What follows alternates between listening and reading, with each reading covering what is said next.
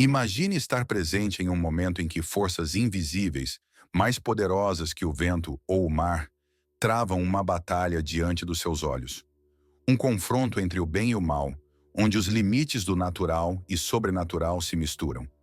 Esta história nos leva para além do ordinário, nos transporta para um acontecimento único na vida de Jesus Cristo. Um momento onde ele confronta o reino das trevas de maneira avassaladora. Mas por que, afinal, os demônios pediram para serem enviados aos porcos? Qual é o significado por trás dessa estranha petição? Esses detalhes podem parecer, à primeira vista, irrelevantes ou misteriosos. Contudo, ao mergulharmos no contexto desse encontro, percebemos uma camada mais profunda e perturbadora de significado. Hoje, vamos descobrir o que estava em jogo quando esses espíritos malignos rogaram para não serem lançados no abismo, mas sim para habitarem uma manada de porcos. Agora pense por um momento.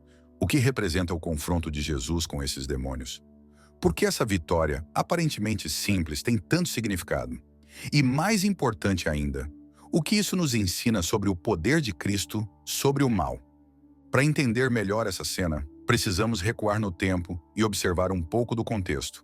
No Evangelho de Mateus, capítulo 8, versículos 28 a 34, Jesus e seus discípulos acabavam de atravessar o Mar da Galileia. Eles tinham testemunhado a calmaria de uma tempestade com apenas uma palavra do Mestre. Um sinal claro de que Jesus não só tinha poder sobre a natureza, mas também sobre o caos. Chegando à outra margem, na região dos Gerasenos, dois homens possuídos por demônios saem das tumbas para encontrá-lo. O relato de Marcos, no capítulo 5, nos dá uma descrição ainda mais vívida de um desses homens. Ele vivia entre os túmulos, quebrava correntes com força sobre-humana, gritava incessantemente e se automutilava com pedras. É importante perceber que, naquela época, os túmulos eram frequentemente considerados lugares de impureza e moradia de espíritos malignos. A presença desses homens nos túmulos, violentos e aterrorizantes, apenas reforçava o ambiente sombrio da cena. Ninguém ousava passar por ali, pois o terror que esses homens inspiravam era absoluto. Eles eram, em muitos aspectos, prisioneiros de Satanás, dominados por forças além de sua compreensão ou controle. Ao avistarem Jesus, algo surpreendente acontece. Esses homens, ou melhor, os demônios dentro deles, reconhecem imediatamente quem ele é. "O que queres conosco, Filho de Deus?" gritam. O reconhecimento de Jesus como Filho de Deus, vindo de seres demoníacos, traz um contraste perturbador. Enquanto muitos dos que cercavam Jesus ainda não compreendiam plenamente sua identidade, os demônios já sabiam exatamente com quem estavam lidando. E aqui surge a grande questão. Por que eles pedem para serem enviados aos porcos? O Evangelho nos diz que, à distância, havia uma grande manada de porcos pastando. Os demônios, sabendo que Jesus iria expulsá-los daqueles homens, rogam para não serem lançados ao abismo, um termo frequentemente associado ao lugar de confinamento ou tormento final para os espíritos malignos. Em vez disso, pedem para serem enviados aos porcos. E Jesus, surpreendentemente, concede esse pedido. Ele lhes dá permissão para entrar nos porcos. Essa permissão, entretanto, não é sem consequências. Assim que os demônios entram nos animais, a manada de cerca de 2.000 porcos corre descontrolada, precipitando-se do penhasco em direção ao mar, onde todos se afogam. O impacto desse evento foi imediato. Os que cuidavam dos porcos fugiram, aterrorizados, para contar o que tinha acontecido na cidade e no campo. Quando os habitantes locais chegam para ver com seus próprios olhos, encontram uma cena impressionante. O homem que antes era dominado por demônios, agora está sentado, vestido e em perfeito juízo. Mas a história não termina aí. Em vez de celebrarem a libertação dos homens que estavam possuídos, os habitantes da cidade pedem a Jesus que se retire de sua região. O que causa esse comportamento aparentemente ingrato? A resposta pode estar na perda financeira que sofreram com a morte dos porcos.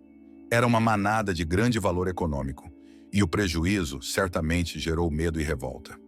Esse evento nos leva a refletir sobre algumas questões importantes. Primeiro, por que Jesus permitiu que os demônios entrassem nos porcos? A resposta mais óbvia pode ser que isso serviu para demonstrar, de forma visível, o poder maligno que havia possuído aqueles homens. Quando a manada corre em direção ao precipício e se afoga, fica claro para todos que aquelas forças destrutivas eram reais e devastadoras. O fato de que Jesus permitiu que os demônios entrassem em criaturas impuras, como os porcos, que eram considerados animais impuros na tradição judaica, também parece simbolicamente apropriado. Mas há um segundo ponto a considerar: a reação dos habitantes da cidade. Em vez de se alegrar pela libertação dos homens endemoniados, preferem focar na perda material. Essa atitude revela um problema comum à humanidade: a tendência de valorizar o material acima do espiritual. Eles preferem a segurança de sua economia a permitir que o poder de Deus opere em suas vidas. Esse mesmo padrão se repete em muitos outros relatos das Escrituras, onde as pessoas rejeitam o convite de Deus em favor de seus próprios interesses terrenos. Jesus, que havia demonstrado poder tanto sobre as forças naturais quanto espirituais, agora se depara com uma rejeição não por causa de suas ações, mas por causa do apego das pessoas ao que é terreno. A oposição a ele, neste caso, não é motivada por questões teológicas ou espirituais, mas pelo medo da perda de conforto e estabilidade econômica. E quanto a nós? Quantas vezes preferimos manter nossas manadas de porcos em vez de permitir que Deus entre em nossas vidas e transforme tudo? O medo da mudança, o medo de perder aquilo que nos é familiar, muitas vezes nos impede de experimentar o poder transformador de Deus. O que esta história nos ensina é que Jesus tem o poder de libertar não apenas aqueles que estão fisicamente oprimidos, mas também a nós de nossas prisões espirituais. A narrativa desse exorcismo não se trata apenas de um episódio isolado de poder espiritual. Ela prefigura o ministério de Jesus entre os gentios, estendendo a libertação e a salvação a todos, independentemente de sua origem ou situação. O fato de Jesus realizar esse milagre em uma região predominantemente gentia e não entre os judeus indica que a salvação de Deus não está limitada a um povo específico. Ela é universal. Assim, chegamos à grande questão que paira sobre essa história. O que estamos dispostos a sacrificar para seguir a Cristo? Estamos dispostos a deixar nossas manadas de porcos, aquelas coisas que nos dão segurança temporária, para experimentar a liberdade e a paz que Ele oferece? Ou, como os habitantes daquela cidade, pedimos que Ele se afaste quando sua presença ameaça perturbar nossas zonas de conforto? Nosso chamado é claro. Jesus não veio para nos deixar nas condições em que nos encontramos. Ele veio para nos transformar, para libertar, para nos dar uma nova vida. Mas essa transformação exige uma escolha: deixar para trás aquilo que nos prende e nos abrir para o que Deus tem reservado. Mas existe uma pergunta fundamental: você está pronto para abrir mão de suas manadas de porcos e permitir que Jesus opere em sua vida? Agora que já entendemos o cenário em que Jesus confronta os demônios e a dramática cena dos porcos, surge uma nova questão: por que os demônios, que sabiam do poder de Jesus, não tentaram fugir ou resistir? E por que, mesmo sabendo que ele tinha autoridade sobre eles, pediram para serem enviados a animais impuros, como os porcos? Essas perguntas nos levam a refletir mais profundamente sobre o que realmente estava em jogo naquele momento. Afinal, o que essa cena nos revela sobre o reino espiritual e o poder de Jesus? Vamos pensar primeiro na postura dos demônios. Quando Jesus chega, eles não tentam resistir. Sabem quem ele é e se prostram diante dele, pedindo para não serem destruídos antes do tempo.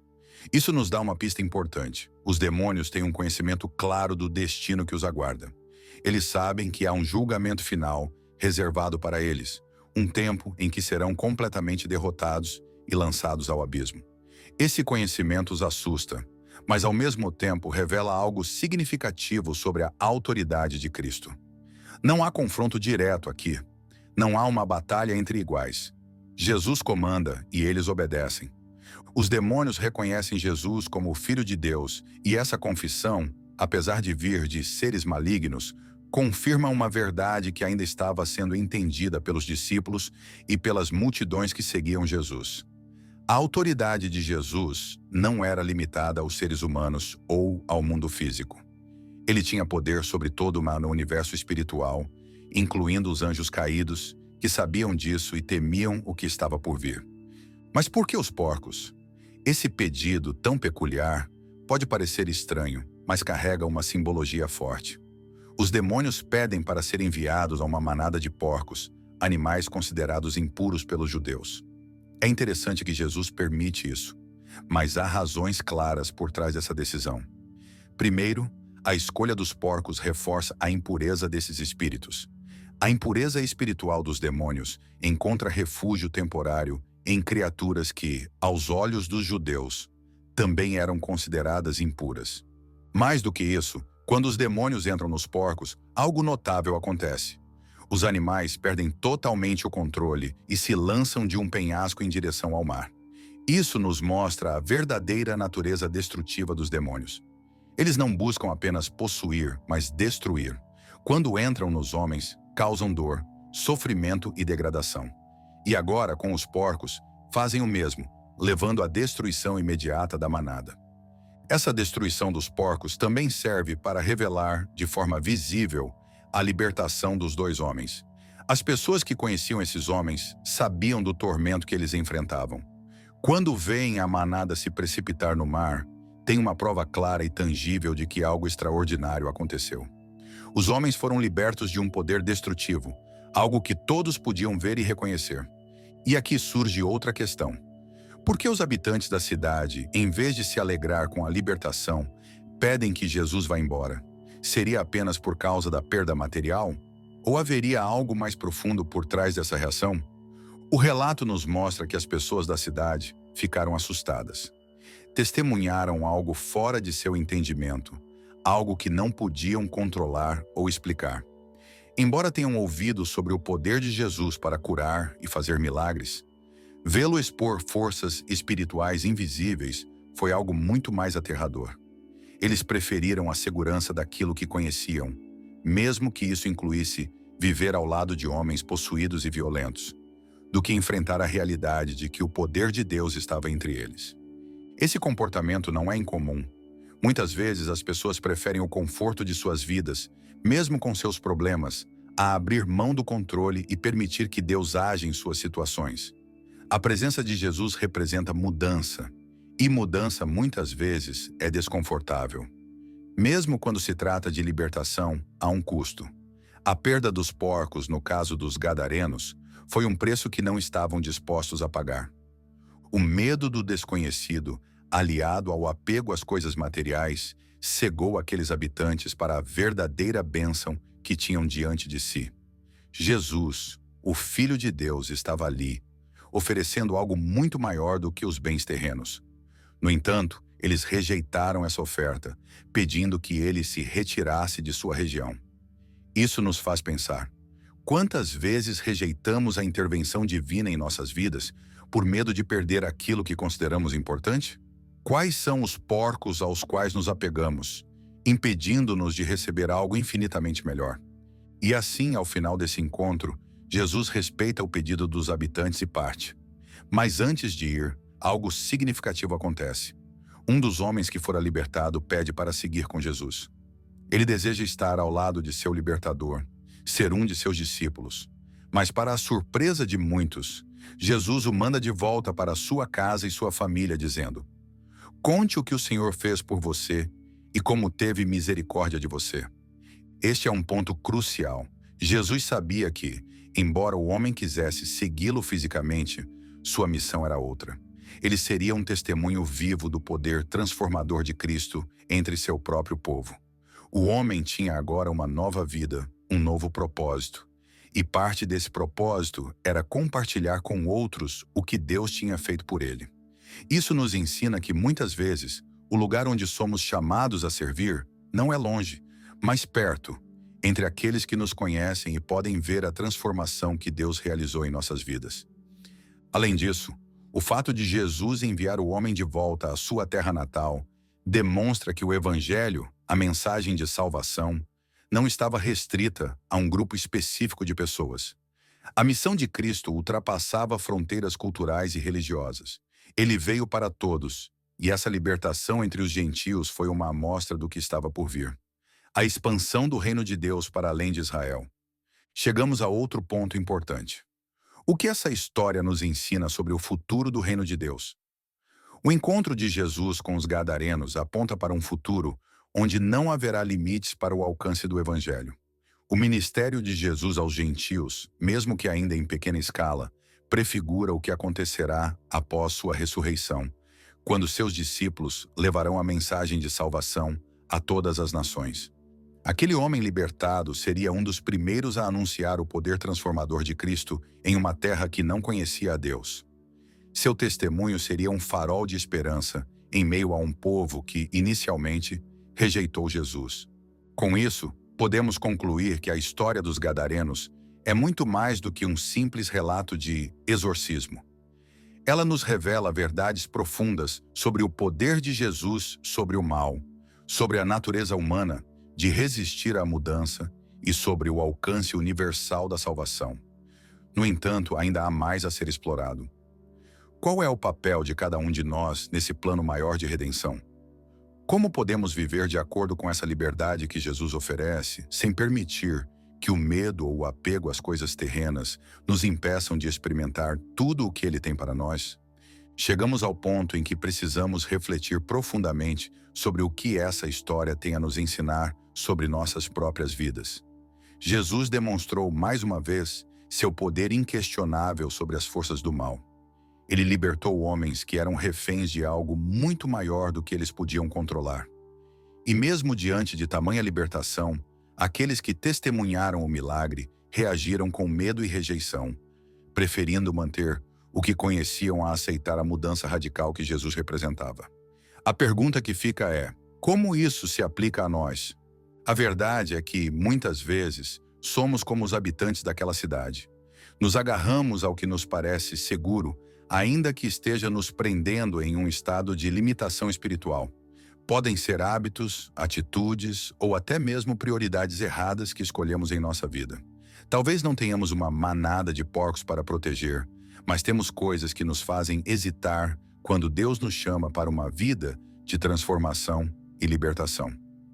O medo de perder o que conhecemos, o medo de deixar o controle em suas mãos, nos impede de experimentar o pleno poder e amor que Jesus nos oferece. Se olharmos com sinceridade para a história dos gadarenos, percebemos que o verdadeiro problema deles não era a perda dos porcos, era o medo do desconhecido. A presença de Jesus ali representava uma ruptura com o que eles sabiam, e muitas vezes o medo do desconhecido é mais forte do que o desejo de mudança. Quantas vezes preferimos ficar com o que é familiar, mesmo que isso nos faça mal, em vez de abrir mão e permitir que Deus faça algo novo em nossas vidas? Essa história é um convite para refletirmos sobre nossas próprias manadas de porcos, aquilo que estamos guardando com tanto zelo, mas que no fundo nos impede de viver plenamente o que Deus tem para nós. Mas além de libertar aqueles homens, Jesus nos ensina algo ainda maior. Ele nos convida a testemunhar o que Ele fez por nós. O homem que foi liberto queria seguir Jesus, andar ao lado do Mestre, e no entanto sua missão era outra. Ele foi chamado para voltar à sua casa, à sua família, à sua comunidade e contar o que Deus havia feito. Isso nos ensina uma lição valiosa. Muitas vezes o testemunho mais poderoso que podemos dar é exatamente onde estamos. Podemos desejar mudanças drásticas, novos horizontes, mas Deus nos chama para sermos luz onde já estamos plantados. Seu propósito para nós pode ser, justamente, impactar aqueles que nos conhecem e que podem ver, com clareza, a transformação que Jesus trouxe para nossas vidas. Esse chamado para testemunhar não se limita à nossa libertação pessoal. Ele aponta para algo muito maior, o alcance universal do Evangelho. O homem liberto foi o primeiro a levar a mensagem de Cristo à sua região. Ele se tornou, de certa forma, um precursor do que os discípulos fariam depois, quando Jesus os enviou para pregar a todas as nações. Isso nos lembra de que a mensagem de Jesus não tem fronteiras. Ela é para todos, independente de onde estamos, de nossa origem ou de nossa história. O amor de Deus é para todos, e somos chamados a ser testemunhas dessa verdade em nossas palavras e ações. E agora, após refletir sobre tudo isso, surge uma nova pergunta. O que estamos fazendo com o chamado que recebemos? Jesus nos oferece a mesma libertação que ele deu aos homens possuídos. Talvez nossas prisões não sejam tão visíveis quanto a deles, mas todos nós enfrentamos batalhas espirituais. E quando somos libertos, quando experimentamos a graça e o poder de Deus, somos chamados a compartilhar isso com os outros. Não podemos guardar essa transformação para nós mesmos. Assim como aquele homem que foi enviado de volta para sua casa, somos chamados a ser luz para o mundo. A conclusão dessa história vai além da simples libertação de dois homens. Ela nos revela o coração de Jesus, seu desejo de nos libertar, mas também de nos usar para impactar os outros. Mesmo que o mundo às vezes rejeite a mensagem de Cristo, isso não significa que devemos parar de compartilhar o que ele fez por nós. O homem liberto foi rejeitado inicialmente por sua própria comunidade, que pediu a Jesus que fosse embora. Mas ele permaneceu firme em seu testemunho, e isso é algo que também devemos fazer. Quando olhamos para o ministério de Jesus e a maneira como ele sempre se movia em direção aos necessitados, libertando, curando e transformando vidas, vemos o padrão que devemos seguir. Somos chamados a ser instrumentos de transformação, a viver de maneira que nossa vida seja um reflexo do amor de Deus. Mas isso começa com a disposição de permitir que Jesus nos liberte completamente, de entregar nossas manadas de porcos e confiar que ele tem algo muito melhor para nós. E agora, quando pensamos em como essa história se aplica às nossas vidas, uma pergunta final nos desafia.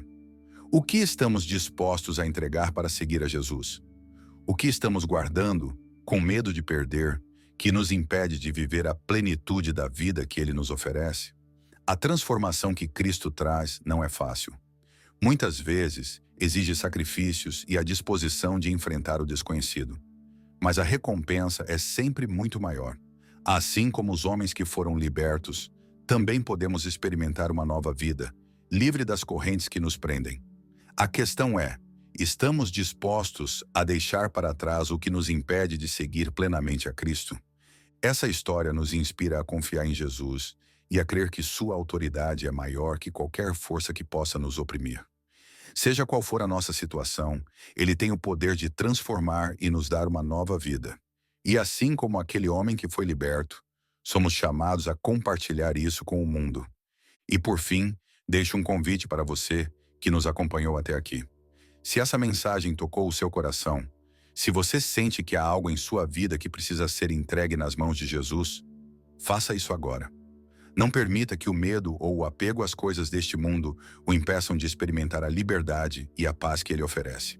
E ao final deste vídeo, se você gostou dessa mensagem, não esqueça de deixar o seu like, compartilhar com alguém que você ama e se inscrever no canal para continuar recebendo conteúdos que vão edificar a sua vida. Que Deus abençoe você e sua família.